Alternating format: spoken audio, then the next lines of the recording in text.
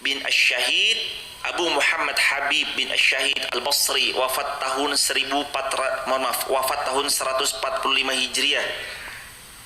Beliau pernah berkata kepada putra beliau, "Ya bunayya ishabil fuqaha wal ulama." Wow, ini nasihat dari seorang ulama kepada anak beliau. "Ya bunayya, wahai anakku sayang, ishabil fuqaha wal ulama." Bersahabatlah kalian dengan fuqaha, ahli fikih. Wal apa hadirin? Wal ulama, dan sahabatilah siapa? Para ulama. Maksudnya cari temannya. Kita tuh disuruh bukan cuma anak-anak kita, tapi diri kita. Cari teman, cari circle. Kita nih bukan hanya sekedar buat diri hadirin. Cari teman, cari circle. Cari dengannya membuat kita makin dekat sama Allah. Macam-macam. Circle itu bisa datang lewat beragam macam. Salah satunya datang karena kita minta sama Allah. Rata-rata, mohon maaf, kita belum diizinkan ketemu. Ya Allah, saya kok sudah hijrah kayaknya masih sendirian, belum ketemu siapa orangnya. Boleh jadi kita lupa meminta kepada Allah Subhanahu wa taala. Minta, makanya sal tu'toh. Ilmu yang lama diulang bareng-bareng. Sal tu'toh. 1 2 3. Sal tu'toh. Kata Rasulullah Muhammad SAW, hadis riwayat Imam Muslim, hadis riwayat Imam Tirmidzi, sal, minta sama Allah, tu'toh, kita pasti diberi. Minta hadirin, ya Allah, berikan kepada kami teman yang salih, berikan pada kami teman yang salihah. Minta. Kita perlu hadirin. Selain minta, jemput. Gimana cara jemput bola? Mbak, ada pengajian di sini. Iya, mau ikut nggak? Ikut. Ayo, bismillah, ikut. Kadang orang tuh nggak mau datang ke pengajian tuh bukan karena nggak mau. Kadang nggak ada yang ngajak. Datang sendiri, nggak semuanya orang berani. Kalau jamaah yang mentalnya udah terbiasa, saya kemana-mana sendiri, ke situ sendiri, sekarang sendiri, biasa. Tapi kalau untuk yang datang pertama kali sendiri kan biasanya agak canggung. Ada yang baru pertama kali datang ke sini? Boleh angkat tangan? Wah, ini semua pertama kali, Ibu. Kan agak canggung kan kita. Makanya perlunya teman. Nabi yang berpesan, jamaah, Nabi yang berpesan. Kata Nabi SAW, la tusahib illa mu'minan. Bersahabatlah dan cari sahabat yang beriman. Nabi SAW punya sahabat nggak? Banyak sahabat Nabi. Yang paling dekatnya diantaranya Sayyidina Abu Bakar, terus Umar, terus Utsman. Sampai-sampai ada laki-laki kegeeran, saya tuh pasti paling dicintai sama Nabi. Nggak percaya? Ya, kalau nggak percaya saya tanya ya. Semua pada ngumpul sahabat, terus beliau nanya, "Ya Rasulullah, siapa yang paling Anda cintai?" Kata Rasulullah SAW, "Aisyah radhiyallahu anha." "Oh, bukan ya Rasulullah, maksud saya dari kalangan laki-laki." Kata Nabi, "Abuha," bapaknya. Siapa bapaknya Bunda Aisyah? Abu Bakar As-Siddiq. Siapa bapaknya Bunda Aisyah? Abu Bakar As-Siddiq radhiyallahu an. Terus laki-laki ini masih pede. Wah, pasti saya nomor 2 nih. Laki-laki ini nanya lagi. Terus sumaman ya Rasulullah. Terus siapa laki-laki yang paling kau cintai ya Rasulullah setelah Abu Bakar? Kata Rasul, Umar bin Khattab. Yang di kedua disebut Umar bin Khattab. Terus yang ketiga, kemudian siapa lagi ya Rasulullah? Sambil penuh harap beliau itu disebut yang ketiga. Kemudian yang ketiga kata Nabi, Utsman bin Affan. Terus beliau bilang, sudah cukup 3, saya nggak berani nanya lagi. Takut-takut nama saya disebut paling terakhir. Jadi beliau khawatir nama beliau disebut paling akhir. Itu laki-laki yang Nabi cintai, Abu Bakar, Umar, Utsman. Dan hadirin, Nabi punya sahabat. Maka kita punyai sahabat. Sebagaimana ishabil fuqaha wal ulama. Ini nasihat emas. Bersahabatlah dengan fuqaha wal ulama. Kalau kita bisa berteman dengan yang baik, berteman dengan yang baik. Tapi saya kenal sama siapa aja Ustaz, boleh kan? Boleh. Kenal dengan siapapun boleh. Jamaah mau kenal dengan siapapun boleh, bebas. Kenal dengan siapa saja boleh, tapi bersahabat. Kata Nabi SAW, "Falyanzur ahadukum man yukhalil." Pilih sahabat. Ishabil ulama wal fuqaha. Sebagian para ulama mengatakan bersahabatlah dengan alim, ulama, orang yang mengerti tentang agama, yang duduk di sebelahnya membuat kita makin dekat dengan Allah.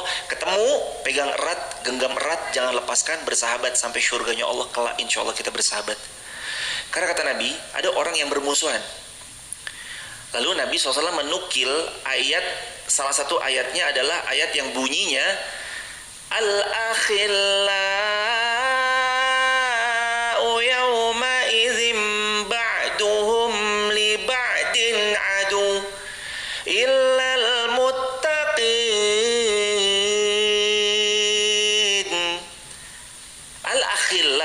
Al-akhilla, seseorang yang bersahabat di dunia satu sama lain kelak akan saling bermusuhan di hari kiamat besok.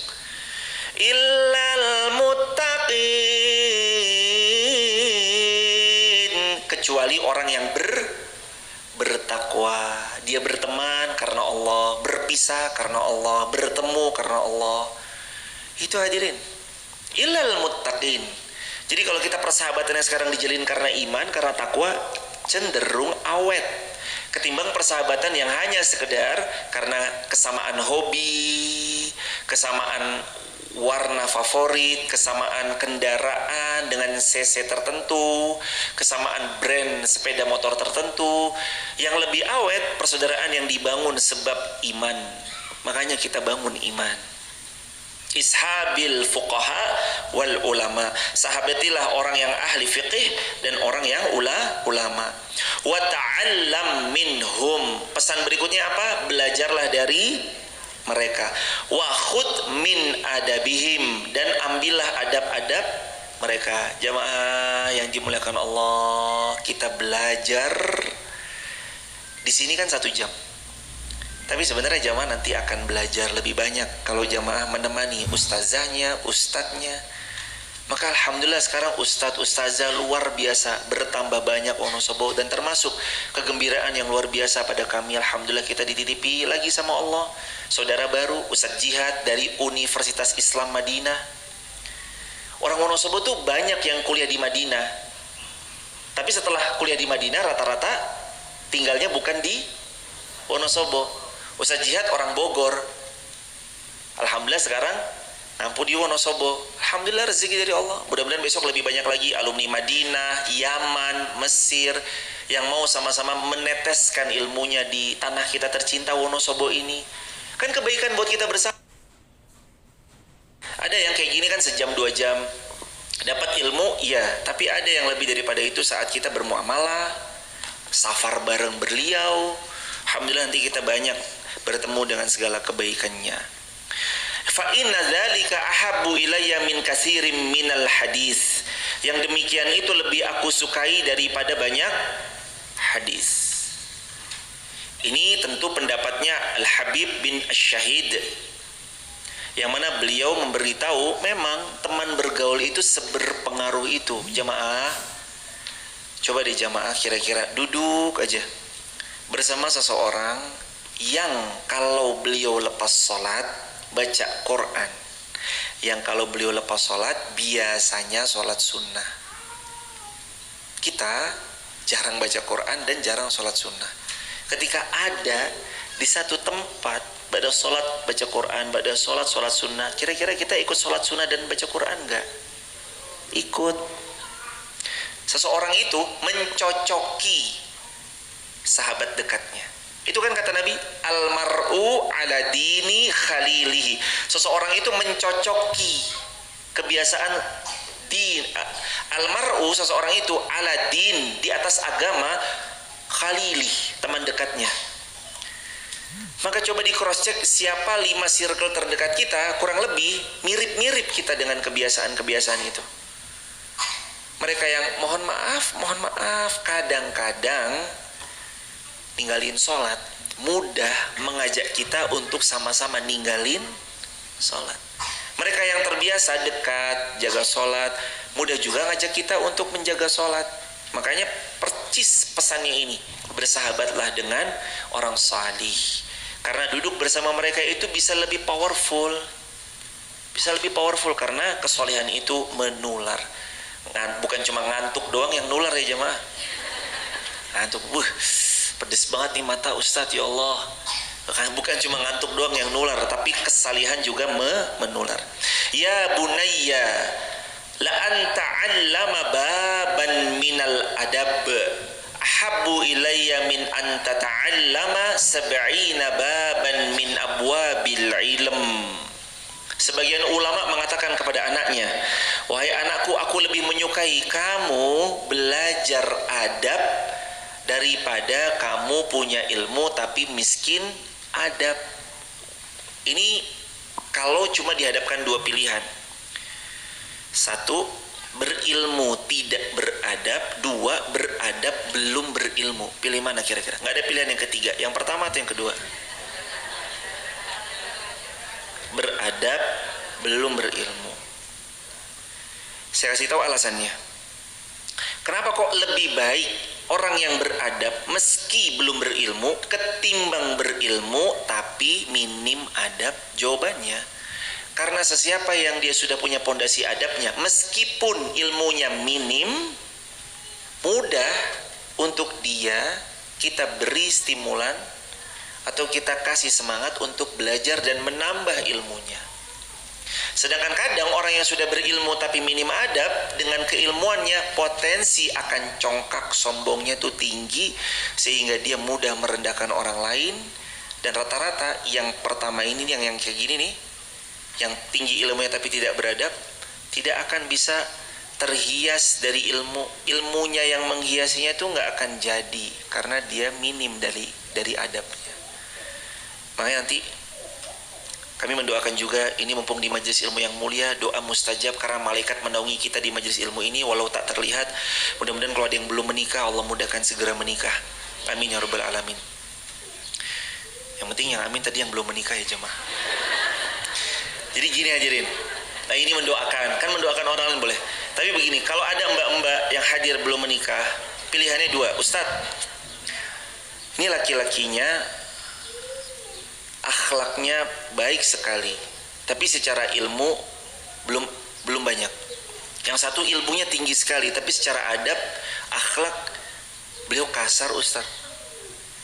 Kalau cuma ada dua pilihannya, tentu jawabannya pilih yang adab akhlaknya mulia, santun, dan sama yang ada di bawahnya. Seperti misalkan ada punya rewang, punya karyawan, beliau tuh oke gitu sama karyawannya, meskipun minim secara ilmunya.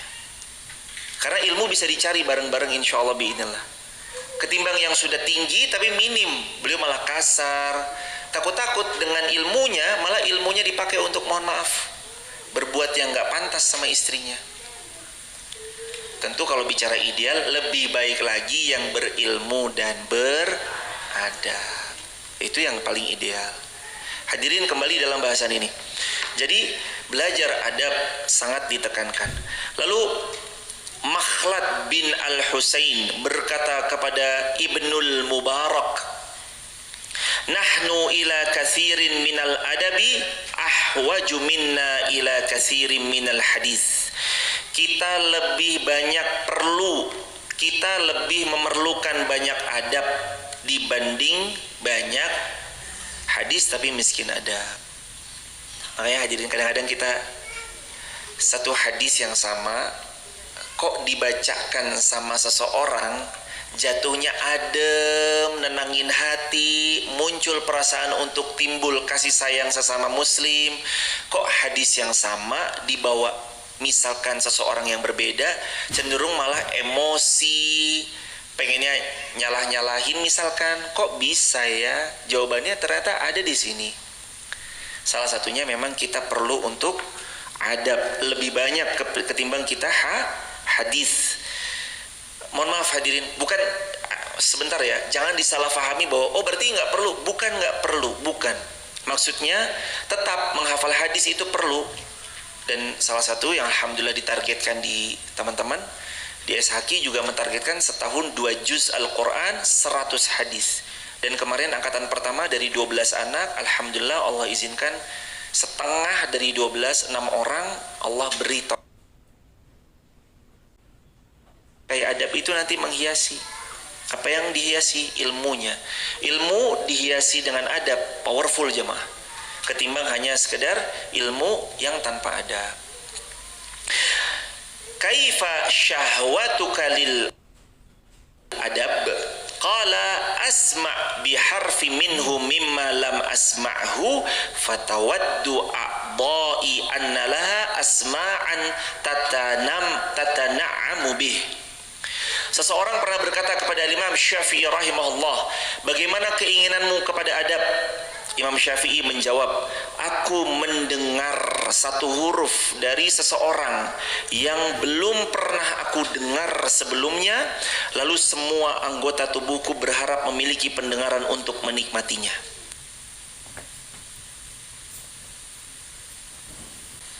Dan bagaimana caramu mencarinya? Kata Imam Syafi'i rahimahullah, talabul mar'atil mudillah waladaha wa laysa laha ghairuh. Seperti seorang ibu yang mencari anak sematawayangnya yang hilang, seperti itu aku mencari ilmu. Coba dibaca lagi kalimatnya. Wahai Imam Syafi'i, wa kaifa talabuka lah? Bagaimana cara engkau mencari ilmu wahai Syafi'i? Kata Al-Imam Muhammad bin Idris Asy-Syafi'i, talabul mar'atil mudillah waladaha wa laysa lahu ghairuh. Cara saya cari ilmu seperti seorang ibu yang kehilangan anak sematawayangnya, seperti itulah cara saya cari ilmu. Ibu, hadirin kan pernah ngerasa, insya Allah yang qadarullah lama menikah belum dikarunia keturunan, semoga Allah segera diberi karunia keturunan. Hadirin kan pernah tahu rasanya seorang ibu hamil 9 bulan 10 hari, susah bertambah-tambah susah, payah bertambah-tambah payah, lemah, kemudian ngidam. Ya kalau ngidamnya segono-gono mending, ini ngidamnya es krim di Singapura. Wah, gimana belinya itu? Apa yang terjadi kalau ibu mengandung susah payah, anaknya sematawayang, nunggunya lama, setelah 15 tahun pernikahan, anak itu hilang. Kayak apa nyarinya? Mana anak saya? Pak, tahu nggak anak saya di mana? Mas, ngeliat nggak anak saya? Mas, tolong dong, ini infoin, fotonya kayak gini, terakhir dia pakai baju ini. Tolong dong, tolong, cari, dicari, kemanapun dicari. Mulai dari polisi di kelurahan sampai polsek sampai polda dicari. Tolong ini anak saya. Hubungin semua influencer. Tolong dong mas, bisa nggak ngiklanin ini anak saya hilang. Hubungin semua koleganya. Tolong bantu infoin ya kalau nanti ketemu anak saya. Kata Imam Syafi'i, cara aku mencari ilmu, talabul mar'ah mudillati waladaha wa laysa lahu ghairuh. Seperti seorang perempuan yang punya anak sematawayang, lalu anak itu hilang, dia mencarinya. Seperti itu cara aku mencari ilmu. Jadi ilmu begitu hadir, mata-mata orang beriman tuh hijau berbinar karena ilmu yang ada di hadapan. Ngelihat poster kajian, jedet, poster itu muncul, langsung matanya berbinar. Ya Allah, ini ilmu, saya bisa ngosongin waktu jam segini sampai jam segini nggak ya? Alhamdulillah di sini ada semua, ada kajian bareng ceria Selasa, alhamdulillah ada Mbak Devi, semoga Allah muliakan. Ada kajian Elena bareng Elena, ada Mbak Mas Maula beserta Mbak Novi. Nanti Senin lagi ada kajian es krim 77. Hadirin masya Allah, Senin kajian, Selasa kajian, Rabu kajian, Kamis kajian. Di Jumat belum ada, dibuat deh hadirin. Oh fikih, oh iya, fikih ada lagi Sabtu, Faza ada lagi Ahad. Udah datang semua ya jemaah, sisir satu-satu tuh jemaah. Udah nggak ada alasan lagi kita mau bilang maaf deh kak, kayaknya ini saya nggak tahu infonya. Nggak tahu info dari mana hadirin? Sekarang sosial media ada di genggaman. Info dari teman, word to mouth. Kurang apa lagi jemaah? Ilmu gonta-ganti. Sekarang sama kami, nanti besok sama Ustaz Jihad, nanti besok sama gurunda-gurunda yang luar biasa. Ada gurunda kita Ustazah Eva, ada gurunda kita Ustaz Haris, ada gurunda kita, gurunda-gurunda yang luar biasa. Bersama belajar jemaah. timba ilmu dari beliau, dan termasuk keluasan ilmu itu datang karena semakin banyak guru yang kita berguru pada beliau. Imam Syafi'i gurunya nggak satu, Imam Syafi'i gurunya banyak, luar biasa. Datang hadirin, belajar jemaah, genggam ilmu. Ingat, cara cari ilmu seperti seorang ibu kehilangan anak semata wayang. Cari, kejar. Ibu, anak semata wayangnya hilang, ditemukan di Papua. Ibu kira-kira jemput ke Papua atau biarin anak itu datang sendiri ke Wonosobo? Jemput ke Papua, jelas. Ya Allah, alhamdulillah kok bisa nyasar ke sana. Anak ibu gendolan di pesawat Hercules gitu misalkan. Waduh, meskipun ini tentu nggak mungkin ya. Artinya, kalaulah anak semata wayang kita ditemukan tiba-tiba di Banyuwangi dari Wonosobo, saya yakin ditelepon, benar ini Ibu Fulana? Iya benar, bagaimana Pak? Ini anak ibu benar? Mana Pak? Coba video call Pak. Langsung video call. Alhamdulillah anak ibu sudah kami amankan, sekarang ada di Banyuwangi. Sherlock Pak, langsung Sherlock kan? Berangkat besok atau detik itu juga? Detik, nggak mikir besok aja mah, tenang dulu, kita ngopi-ngopi dulu lah. Nggak mungkin hadirin. Detik itu juga belajar kita. Ini kalau dalam bab ilmu ya. Kalau anak semata wayang kita ditemukan di Banyuwangi, detik di mana di telepon video call bener ini anak kita diamankan di apa? Di tempat mana? Berangkat kita. Mama nggak peduli, pokoknya bismillah cariin mobil. Mah, tapi ini malam jam 1, orang pada tidur, telepon-teleponin nggak ada yang diangkat, rentalannya nggak mana. Naik motor Pak ke Banyuwangi. Bener nggak? Mobil gak ada, naik motor ke Banyuwangi demi anak semata wayang. Imam Syafi'i hadirin ngasih tahu kita, bukankah kita mau, lantas bukankah harusnya kita mau mengambil pelajaran dari beliau? Anak semata wayang kita hilang, kejar. Gak peduli di Banyuwangi, di Semarang, di Jogja, apalagi cuma, Bu, ini loh anaknya lagi di alun-alun. Walah ya Allah. Udah, yang penting ketemu, nyaman, udah selesai. Kalau kita punya semangat kayak gini, insya Allah jemaah, kan ada hukum ya, semakin sesuatu itu diperjuangkan saat dapat, maka sesuatu itu mudah untuk dipertahankan. Tapi semakin sesuatu itu nggak mudah, tapi semakin sesuatu itu mudah dapatnya, mudah juga lepasnya. Sama kayak analogi anak kita minta uang, mama minta jajan 10.000, cuci piring dulu, ngepel dulu, cuci baju dulu. Dengan ma 10.000 nih, kira-kira lebih menghargai uang 10.000 yang mana? Yang pertama atau yang kedua? Yang pertama, yang bekerja keras dulu. Nah, kamu cuci baju dulu, cuci piring dulu, daripada yang langsung kita berikan. Seperti itulah perumpamaannya.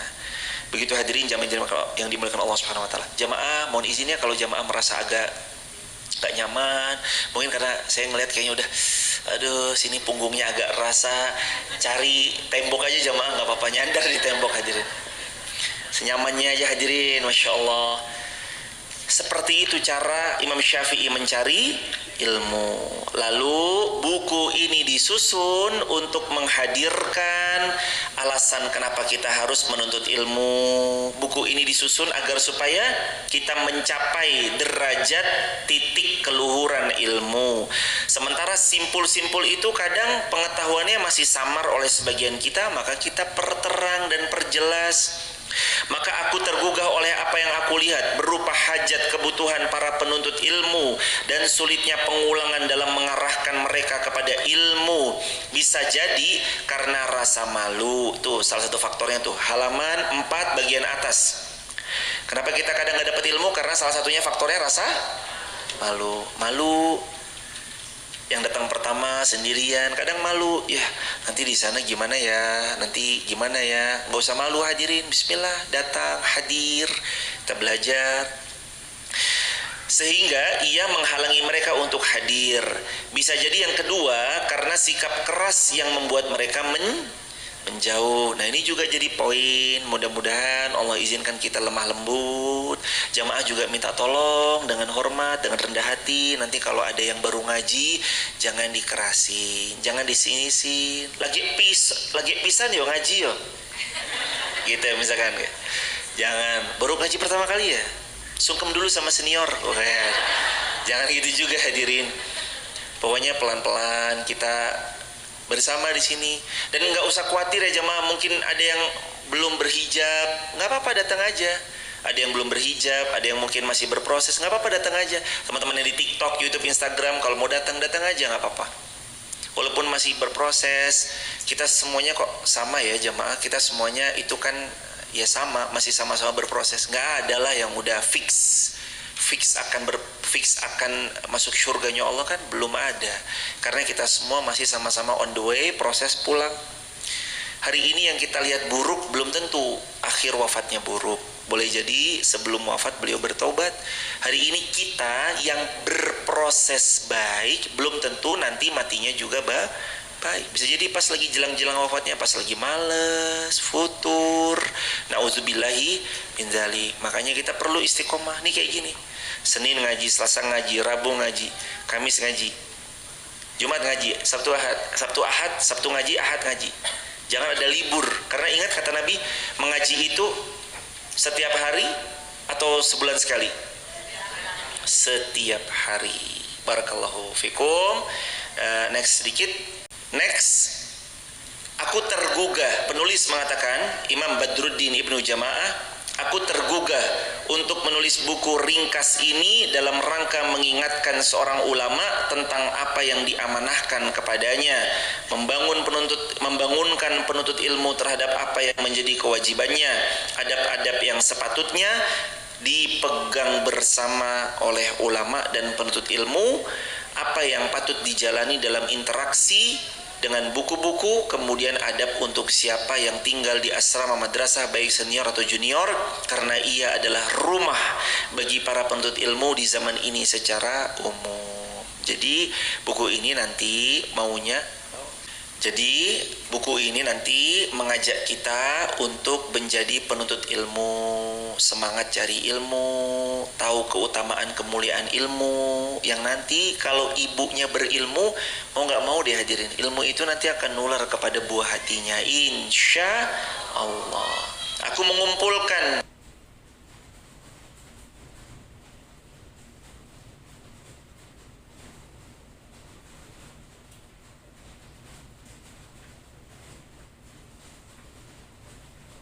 menurunkannya tanpa menyebutkan sanad dan dalil agar tidak memberatkan pembacanya atau membuatnya bosan. Jadi buku ini tuh udah buku yang diringkas dari hafalan beliau, hafalan Quran, hadis beliau, perjumpaan dengan para ulama masyayikh, semangat-semangat etos kerja para ulama, dari telaah buku-buku yang sekian ribu halaman sudah beliau habiskan, diringkas jadi bahasa yang lebih sederhana, bisa lebih mudah untuk kita fahami. Di sini hadir jamaah. Nanti makanya kita belajar kitab Tazkiratus Sami'. Bab pertama tentang keutamaan ilmu dan ahlinya. Bab kedua tentang adab-adab ulama yang berkaitan ilmu, baik untuk kita yang belajar ataupun mereka yang mengajar.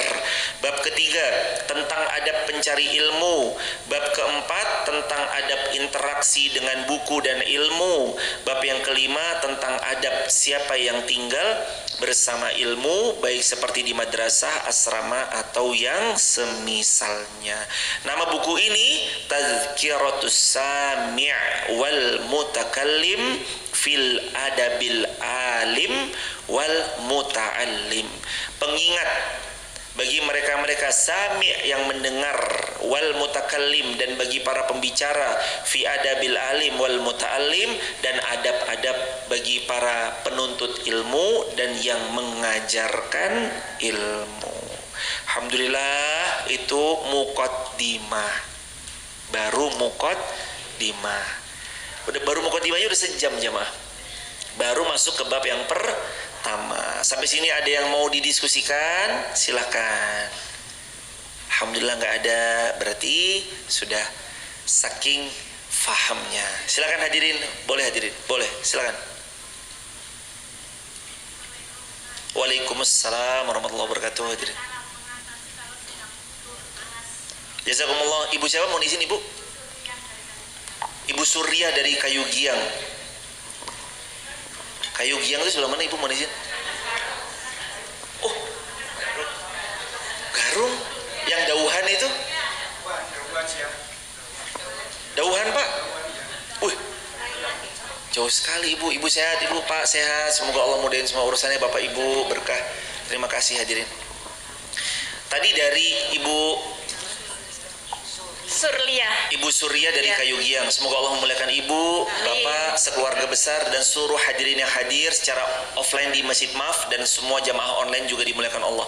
Gimana cara mengatasi penyakit futur? 3 kata Nabi SAW.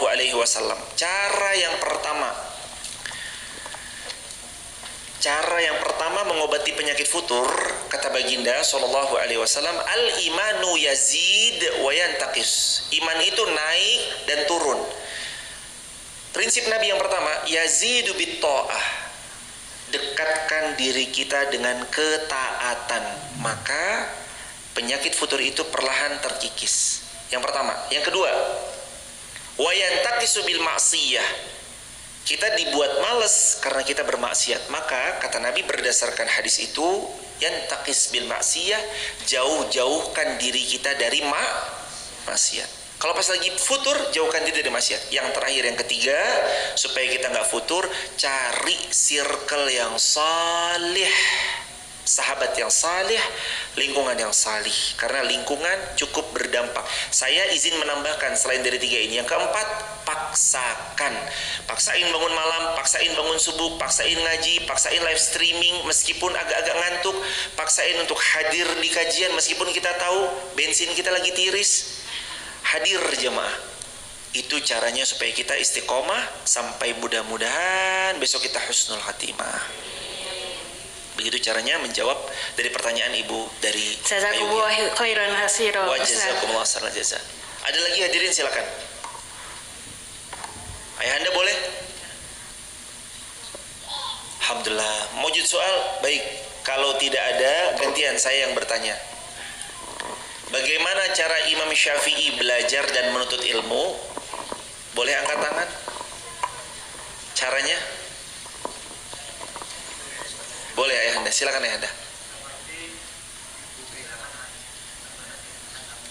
Nah, benar ayahanda, terima kasih ayahanda, Pak Bambang. Semoga Allah memuliakan beliau sekeluarga dan seluruh kaum muslimin dimuliakan Allah. Cara Imam Syafi'i belajar seperti seorang ibu kehilangan anak semata wayangnya, lalu beliau berusaha mencarinya. Seperti itulah Imam Syafi'i rahimahullah mencari ilmu. Pertanyaan yang kedua, dibutuhkan berapa hari dalam kita mendapat adab? Nah, ini jawabannya semuanya berarti udah masuk nih. Bukan hari tapi butuh bertahun-tahun. Pertanyaan yang ketiga, apa yang dikatakan oleh para ulama terkait tentang seorang laki-laki dia berhasil mendapatkan adab setelah melatih diri bertahun-tahun? Apa maksud daripada bertahun-tahun? Maksudnya? Tidak instan, jangan putus asa, bekerja keras dan semuanya itu pun harus dilalui. Pertanyaan yang keempat, siapa barometer atau benchmark hidup seorang muslim? Rasulullah Muhammad SAW. Gak ada benchmark yang paling tinggi kecuali beliau. Tapi Ustadz, saya mau naruh benchmark saya, ini ada public figure A, public figure B, boleh nggak? Boleh, tapi beliau nomor sekian setelah baginda Rasulullah Muhammad SAW, istri beliau, sahabat beliau radhiyallahu anhum ajmain, para ulama. Lalu terus kemudian Indonesia gini, bekerja keraslah sampai idolamu itu berkolaborasi denganmu. Kan dulu mungkin hanya sekedar bisa mengidolakan, aduh luar biasa ya beliau gini. Terus sekarang kita duduk bersebelahan mungkin, berkolaborasi dalam hal tertentu mungkin, begitu hadirin. Benchmark tujuannya adalah supaya kita punya acuan dalam hidup. Oh begini loh, poinnya Rasulullah tuh begini, poinnya Rasulullah tuh begini, istri Nabi tuh begini dan begitu dan seterusnya. Itu benchmarknya, barometer seorang muslim Rasulullah Muhammad SAW. Alhamdulillahirabbil alamin. Sudah jam 9. Jamaah tolong titip salam untuk keluarga di rumah. Terima kasih sudah membersamai dalam kebaikan. Mudah-mudahan jadi berkah buat kita bersama. Dan besok insya Allah dibersamai Ustadz Jihad Nabil. Kami mohon izin ada safar sebentar, membersamai jamaah umroh sebentar. Lalu kemudian jamaah setelah kami pulang, pekan yang keduanya, besok kita ketemu lagi. Insya Allah kita bahas kitab Tazkiratus Sami wal Mutakallim fil Adabil Alim wal Muta'allim. Ustadz Jihad juga besok akan bahas ini. Gak apa-apa, nanti dibahas beliau lanjutan bab pertamanya. Nanti kami lanjutkan lagi ketika pulang. Jamaah, karena ini hadiah, ini amanah ya jamaah. Ada seorang dermawan yang membersamai, membelikan kita kitab ini. Silakan jamaah, mudah-mudahan bisa dibawa lagi ya. Dan jamaah mudah-mudahan bisa konsisten untuk belajar bersama, istiqomah sampai husnul khatimah. Kita berdoa bersama-sama. A'udzu billahi minasy syaithanir rajim. Bismillahirrahmanirrahim. Alhamdulillahi ala ni'matil iman. Alhamdulillahi ala ni'matil Islam. Alhamdulillahi ala ni'matil hidayah. Alhamdulillahi rabbil alamin. Allahumma ansur ikhwanal muslimin fi Palestin. Allahumma ansur ikhwanal muslimin fi Rafah. اللهم انصر الإخوان المسلمين في سوريا. اللهم انصر إخوان المسلمين المستضعفين في كل بلاد المسلمين. اللهم اغفر لنا ذنوبنا ولوالدينا وارحمهما كما ربيانا صغارا وللمؤمنين والمؤمنات والمسلمين والمسلمات الأحياء منهم والأموات. اللهم أوصلنا إلى المكة والمدينة للحج والعمرة. اللهم إنا نسألك رضاك والجنة ونعوذ بك من سخطك والنار. اللهم ارزقنا الاستقامة حتى حسن الخاتمة. ربنا آتنا من لدنك رحمة وهيئ لنا من أمرنا رشدا. Ya Allah, ampunkan dosa-dosa kami ya Allah. Ampunkan dosa lisan keliru berucap, mata keliru memandang, tangan ini keliru menulis sesuatu. Maafkan kaki ini sering keliru melangkah. Maafkan kami yang masih teramat condong kepada dunia sehingga melupakan negeri akhirat yang pasti datangnya. Ya Allah, berikan pada kami istiqomah. Berikan kepada kami keluarga hadiah, keluarga sakinah, mawaddah warahmah. Berikan untuk kami anak turunan yang salih salihah. Berikan pada kami rezeki yang berlimpah, penuh berkah. Izinkan kami ya Allah bisa menunaikan haji dan umrah rutin setiap tahun ke Makkah dan Madinah. Izinkan kami semua yang hadir yang belum berhaji berumrah, Engkau panggil ke Baitullah berhaji berumrah. Izinkan kami menjadi orang tua memberi teladan kebaikan pada buah hati kami ya Rabb. Izinkan kami terus bisa mendekat padamu ya Rabb. Izinkan kami terus bisa duduk di majelis ilmu, menikmati proses demi proses kami menuntut ilmu ya Rabb. Izinkan kami terus bisa ya Allah menjadi hamba-hambamu yang terjalin ukhuwah Islamiyahnya dengan baik. Kasih sayang antara sesama kaum muslimin, berkasih sayang antara sesama kaum muslimin dan mukminin. Ya Allah, berikan kami istiqomah, wafatkan kelak kami semuanya husnul khatimah. Rabbana atina fid dunya hasanah fil akhirati hasanatan wa qina azabannar. Kabulkan semua hajat-hajat kami yang belum mampu kami utarakan satu persatu ya Allah. Walhamdulillahi rabbil alamin. Barakallahu fikum. Terima kasih hadirin keluangan waktunya jamaah. Jamaah terima kasih yang sebesar-besarnya. Mohon maaf kami belum bisa membalas semua kebaikan jamaah yang saking banyaknya. Terima kasih, ini jariah kita bersama. Jamaah kalau mau make kajian silahkan pakai aja. Insya Allah Masjid Muhammad Al-Fatih selalu siap membersamai dalam kebaikan. Kita akhiri dengan hamdalah, alhamdulillahi rabbil alamin, dan kafaratul majlis, subhanakallahumma wa bihamdika asyhadu an la ilaha illa anta nastaghfiruka wa natubu ilaik. Sampaikan salam di rumah. Assalamualaikum warahmatullahi wabarakatuh.